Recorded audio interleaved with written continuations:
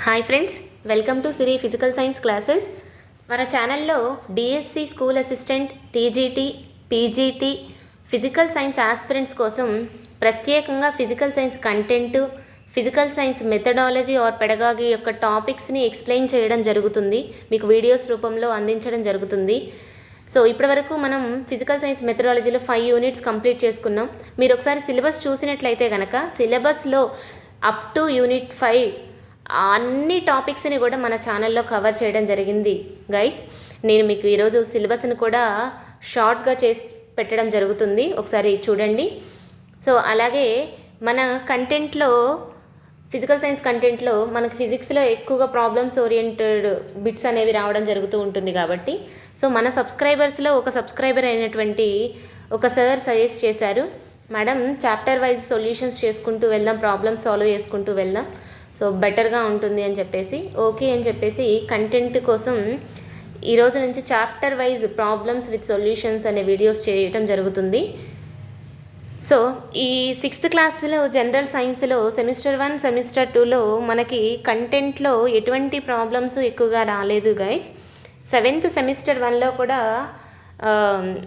Lesson అయిపోయిన తర్వాత మీరు చూసినట్లయితే ఎటువంటి ప్రాబ్లమ్స్ సెమిస్టర్ 1లో కూడా పెద్దగా సాల్వ్ చేయాల్సిన ప్రాబ్లమ్స్ ఏం లేవు.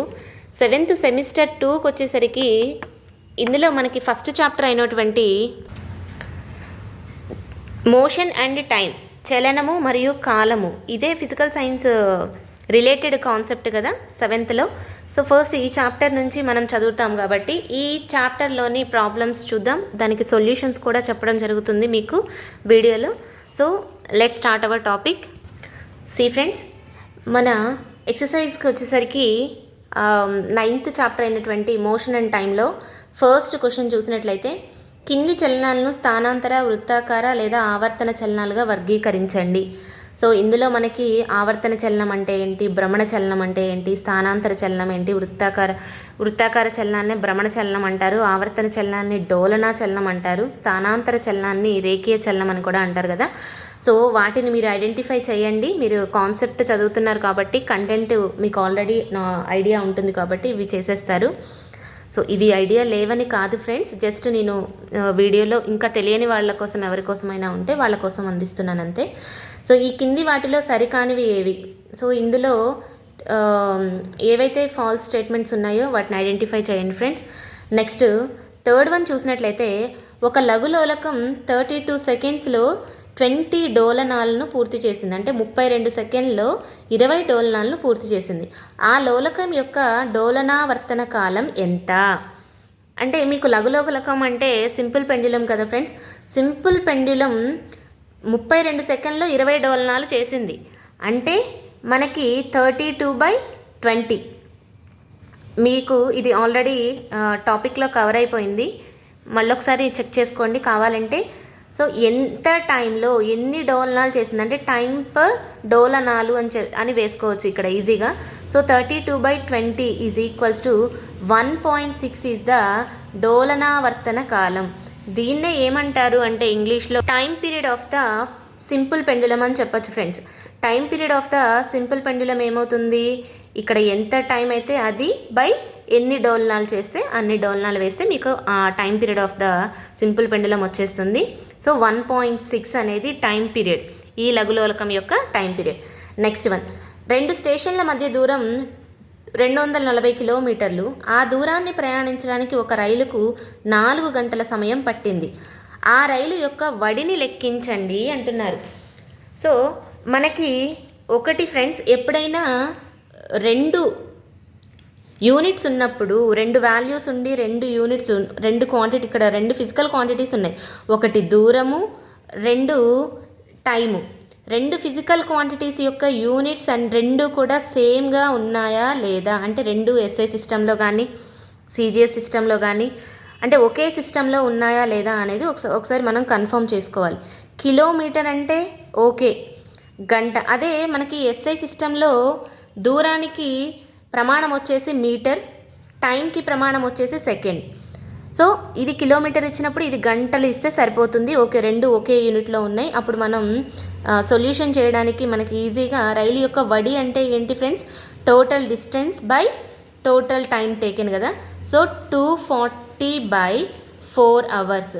సో 4 అనేది 24లో 6 టైమ్స్ అంటే that is equals to 60. 60 is the kilometer per hour అవుతుంది ఆన్సర్. 60 కిలోమీటర్ పర్ అవర్ అనే వడితో ఈ 2 స్టేషన్ల మధ్య ట్రైన్ అనేది ప్రయాణం చేస్తుంది అని అర్థం. నెక్స్ట్, గడియారం ఉదయం 8:30 సమయాన్ని చూపినప్పుడు ఒక కారు ఓడోమీటర్ రీడింగ్. చూడండి ఫ్రెండ్స్, ఓడోమీటర్ అంటే దూరాన్ని కొలిచే పరికరం, స్పీడోమీటర్ అంటే వడిని కొలిచే పరికరం. గుర్తుంచుకోండి, దూరాన్ని కొలిచే పరికరాన్ని ఓడోమీటర్ అంటారు, స్పీడ్ని కొలిచే పరికరాన్ని స్పీడోమీటర్ అంటారు. అంటే speed measured by speedometer, distance measured by odometer అనమాట. సో 8:30 టైంలో 57,321.0 కిలోమీటర్ల దగ్గర ఉంది. ఎవరు? గడియారం 8:30 చూపినప్పుడు కారు అనేది ఈ డిస్టెన్స్ దగ్గర ఉంది. 8:50 సమయంలో ఓడోమీటర్ రీడింగ్ అనేది 57,336.0 కిలోమీటర్లకు మారినట్లయితే ఆ కారు కదిలిన దూరం ఎంత? ఈ సమయంలో కారు ఒడిని కిలోమీటర్ పర్ నిమిషంలలో లెక్కించండి, కిలోమీటర్ గంటలలో కూడా వడిని తెలియజేయండి అని చెప్పేశారు క్వశ్చన్.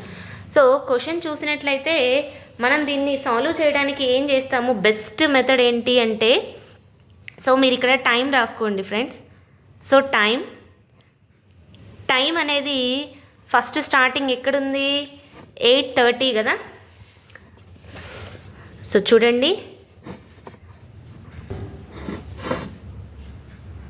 8:30కి డిస్టెన్స్ ఎంత? డిస్టెన్స్ వచ్చేసి 57,321. 0 రాకపోయినా పర్లేదు కదా. సో 8:50కి ఓడోమీటర్ రీడింగ్ ఎంత? 57,336. సో కిలోమీటర్లకి మారింది. ఫస్ట్ దీని మధ్య డిఫరెన్స్ మీరు చూసినట్లయితే ఎంత ఉంది ఫ్రెండ్స్? 15 కిలోమీటర్స్, అంతే కదా. ఎంత డిస్టెన్స్ ట్రావెల్ చేసింది? వీటి మధ్య డిఫరెన్స్ ఎంత? 15 కిలోమీటర్స్. ఈ టైం మధ్య డిఫరెన్స్ ఎంత? 20, అంతే కదా, 20 సెకండ్స్. సో 8:30కి స్టార్ట్ అయినప్పుడు 8:50కి ఎంత డిస్టెన్స్ ట్రావెల్ చేసింది అంటే ఈ మధ్య టైంలో 20 సెకండ్స్లో 15 కిలోమీటర్స్ ట్రావెల్ చేసింది అని అర్థం. సో అయితే కారు కదిలిన దూరం ఎంత దూరం కదిలింది మనకి ఇక్కడ తెలిసిపోయింది కదా ఫ్రెండ్స్, 15 కిలోమీటర్స్ కదిలింది. ఈ సమయంలో కారు ఒడిని కిలోమీటర్ పర్ నిమిషంలలో లెక్కించండి. ఇక్కడ మనకి టైం అనేది 30 అనేది మినిట్సే కదా, 8:30 అనేది మినిట్సే కదా, తర్వాత 8:50 అనేది కూడా మినిట్సే. సో 20 మినిట్స్లో 15 కిలోమీటర్. ఇప్పుడు స్పీడ్ ఏమవుతుంది ఫ్రెండ్స్? స్పీడ్ ఎంత అవుతుంది? 15 కిలోమీటర్ పర్ 20 మినిట్స్. సో ఎంత అవుతుంది? సో దీన్ని క్యాలిక్యులేషన్ చేస్తే ఎంత వస్తుందో మీరు నాకు కామెంట్లో తెలియజేయండి. నెక్స్ట్ దీన్ని ఇంకా దేనిలో తెలియజేయమన్నారు? కిలోమీటర్ పర్ అవర్లో కూడా చేయమన్నారు. సో కిలోమీటర్ పర్ అవర్ చేయాలి అంటే సో మనం ఫస్ట్ మినిట్స్ని అవర్స్లోకి కన్వర్ట్ చేసుకోవాలి. సో మినిట్స్ని అవర్స్లోకి కన్వర్ట్ చేయాలి అంటే 1 hour equals to how many minutes friends? 60 minutes, అంతే కదా. సో 1 మినిట్ ఈక్వల్స్ టు, ఇక్కడ 1 మినిట్ అంటే ఈ 60 ఇటు వచ్చేస్తుంది కదా. So 1 minute equals to 1/60 hour, అంతే కదా, 1/60 అవర్. సో ఈ మినిట్ ప్లేస్లో మనం అవర్ సబ్స్టిట్యూట్ చేయాలి అంటే 15 కిలోమీటర్ బై 20 మినిట్ ఉంది కదా, మినిట్ ప్లేస్లో ఏం చేస్తాం? 1/60 అవర్ సబ్స్టిట్యూట్ చేస్తాం. ఇది ఏమవుతుంది? 3 అవుతుంది. సో దీన్ని కూడా క్యాలిక్యులేట్ చేసి ఆన్సర్ కామెంట్ సెక్షన్లో చెప్పేయండి. Okay, clear? నెక్స్ట్ సల్మా తన ఇంటి నుండి సైకిల్పై తన పాఠశాలకు చేరుకోవడానికి 15 నిమిషములు పడుతుంది. సైకిలు 2 మీటర్లు పర్ సెకండ్ వడితో ఉంటే ఆమె ఇల్లు మరియు పాఠశాలల మధ్య దూరాన్ని లెక్కించండి అన్నారు. ఓకే, సో అసలు ఫస్ట్ ఈ 2 ఒకే యూనిట్స్లో ఉన్నాయా? ఎస్ఐ యూనిట్, ఇది ఎస్ఐ యూనిటే. మరి ఇది ఎస్ఐ యూనిట్ ఉందా? ఈ ఫిజికల్ క్వాంటిటీ లేదు. సో ఫస్ట్ దీన్ని సెకండ్స్లోకి కన్వర్ట్ చేద్దాం. సెకండ్స్లోకి కన్వర్ట్ చేస్తున్నప్పుడు, ఎందుకంటే ఇక్కడ యూనిట్స్తో కూడా ప్రాబ్లమ్స్ని సాల్వ్ చేయాల్సి ఉంటుంది. సో మీకు ఇక్కడ నేను ఎక్స్ప్లెయిన్ చేస్తాను చూడండి. సో 15 మినిట్స్ని సెకండ్స్లోకి కన్వర్ట్ చేస్తే 15 ఇంటూ నిమిషానికి ఎన్ని సెకండ్లు ఫ్రెండ్స్? 60. So 15 into 60. సో 6×15 ఎంత?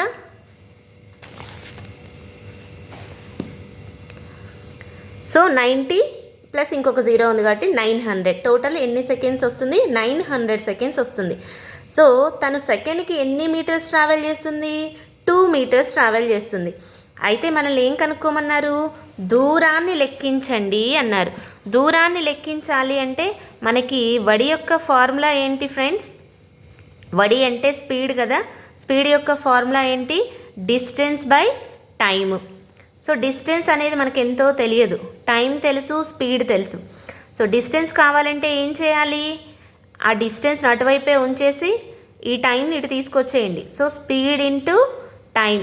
స్పీడ్ ఇంటూ టైం అంటే స్పీడ్ ఇచ్చేసారు మనకి 2 meter per second into time ఎంత వచ్చింది?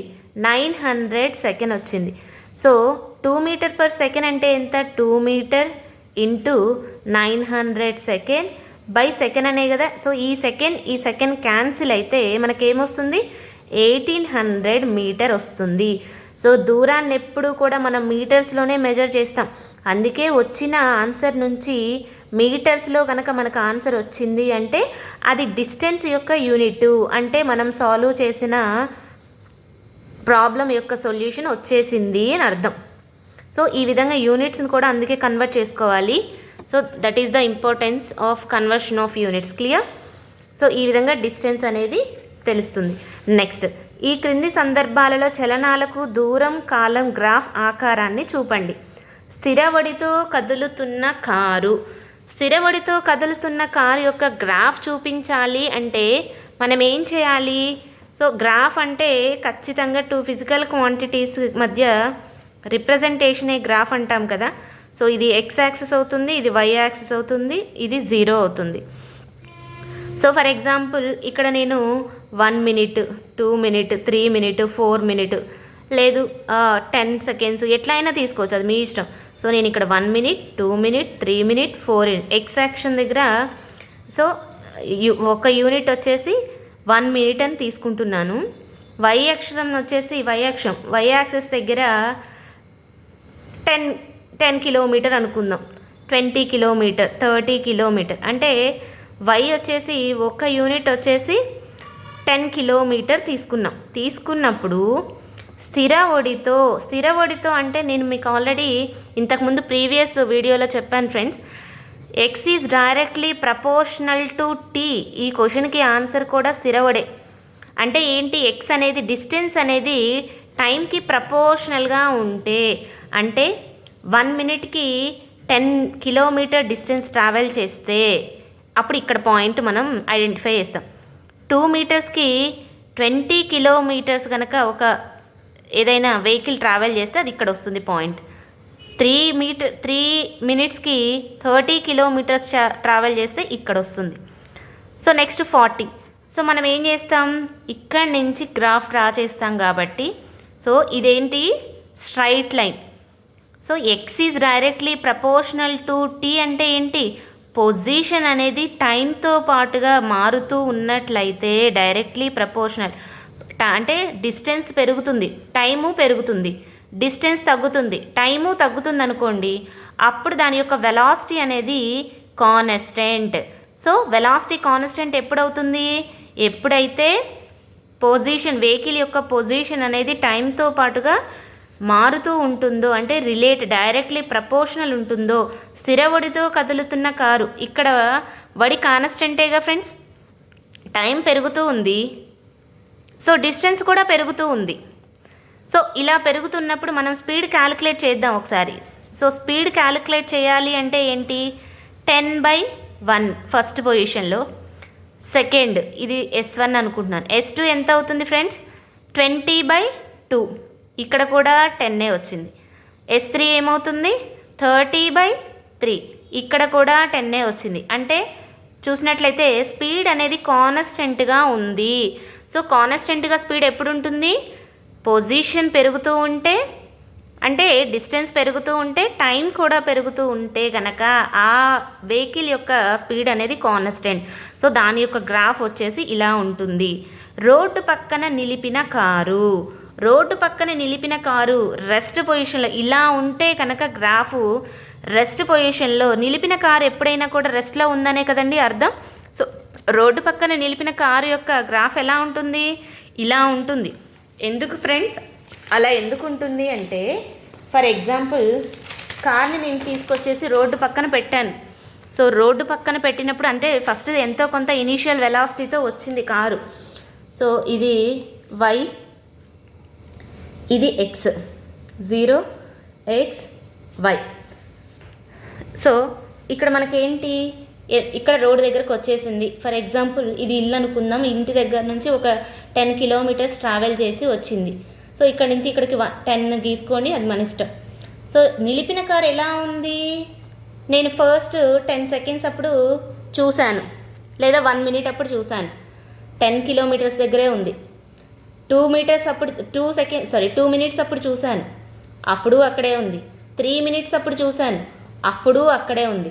అంటే టైం పెరుగుతున్నప్పటికీ డిస్టెన్స్లో చేంజ్ అనేది లేకపోయినట్లయితే ఆ బాడీ రెస్ట్లో ఉంది అని అర్థం. సో ఇక్కడ రోడ్డు పక్కన నిలిపిన కారు ఏ పొజిషన్లో ఉంటుంది? రెస్ట్లో ఉంటుంది. సో రెస్ట్లో ఉన్నదానికి గ్రాఫ్ ఎలా డ్రా చేస్తాం? ఇలా డ్రా చేస్తాం. క్లియర్? సో టైం పెరుగుతున్నప్పటికీ డిస్టెన్స్ మారకపోతే అప్పుడు అది రెస్ట్లో ఉంది అని అర్థం. సో కింది సంబంధాలలో ఏది సరైనది? మనకి తెలిసిందే కదా, వడి ఈక్వల్స్ టు దూరము బై కాలము. సో వడి యొక్క ప్రాథమిక ప్రమాణం వచ్చేసి తెలుసు కదా, మీటర్ పర్ సెకండ్. నెక్స్ట్ ఒక కారు 10th వన్ ఫ్రెండ్స్, ఒక కారు 15 నిమిషాల పాటు 40 కిలోమీటర్ పర్ అవర్, తదుపరి 15 నిమిషాలు 60 కిలోమీటర్లు పర్ గంటకి వడితో ప్రయాణించినది. కారు ప్రయాణించిన మొత్తం దూరం ఎంత? సో కొంచెం తెలుగులో చదవడం ఏదైనా ప్రాబ్లం అనిపిస్తే మీకు, సో ప్లీజ్ ఎక్స్క్యూజ్. సో చూడండి, ఒక కారు 15 నిమిషాల పాటు 40 కిలోమీటర్ల పర్ అవర్ అనేది ట్రావెల్ చేసింది. అంటే 15 నిమిషాలు అదే స్పీడ్ అని కాదు. ఫస్ట్ 15 నిమిషాల్లో 40 కిలోమీటర్లు పర్ అవర్ అంటే గంటకి 40 కిలోమీటర్ల వేగంతో ప్రయాణం చేసింది ఒక కారు. తర్వాత 15 నిమిషాలు ఏం చేసింది? 60 కిలోమీటర్లు పర్ అవర్ ప్రయాణం చేసింది. అంటే టోటల్ టైం ఎంత ఫ్రెండ్స్? ఇక్కడ మనం చూసినట్లయితే 15 నిమిషాలు ప్లస్ 15 నిమిషాలు, మొత్తం ప్రయాణం చేసిన కాలం ఎంత? 30 నిమిషాలు. అంటే అర్ధ గంట ప్రయాణం చేసింది, హాఫ్ అన్ అవర్ ప్రయాణం చేసింది. హాఫ్ అన్ అవర్లో ఫస్ట్ 15 నిమిషాల్లో 40 కిలోమీటర్ పర్ అవర్ అంటే గంటకి 40 కిలోమీటర్లు, అంటే అరగంటకి ఎంత చేసినట్లు? 20 కిలోమీటర్స్ చేసినట్లు. అంతేగా friends?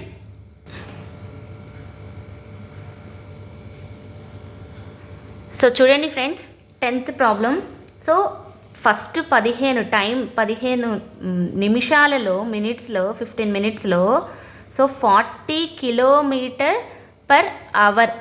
So 40 kilometre per 1 hour అనే కదా అర్థం. సో ఒక గంటకి 40 కిలోమీటర్లు అంటే హాఫ్ అన్ అవర్కి ఎంత? 30 మినిట్స్కి ఎంత? 1 అవర్ అంటే ఎంత? 60 మినిట్స్. 60 మినిట్స్కి 40 అంటే 30 మినిట్స్కి ఎంత ఫ్రెండ్స్? 20 కిలోమీటర్స్. మరి 15 మినిట్స్కి ఎంత దూరం ప్రయాణం చేసి ఉండొచ్చు? 10 కిలోమీటర్స్ ప్రయాణం చేసి ఉండవచ్చు.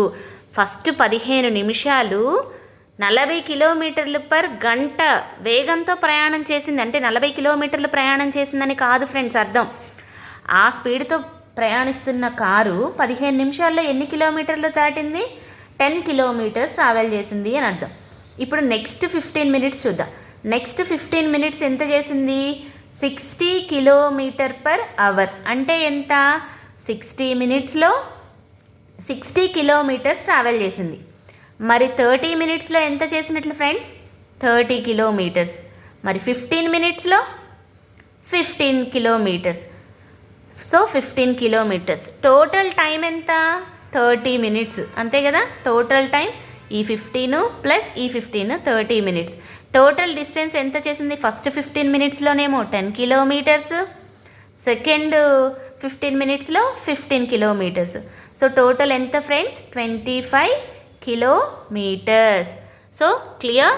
ఇంకా ఏమైనా డౌట్ ఉంటే కామెంట్లో కామెంట్ చేయండి. Okay, next.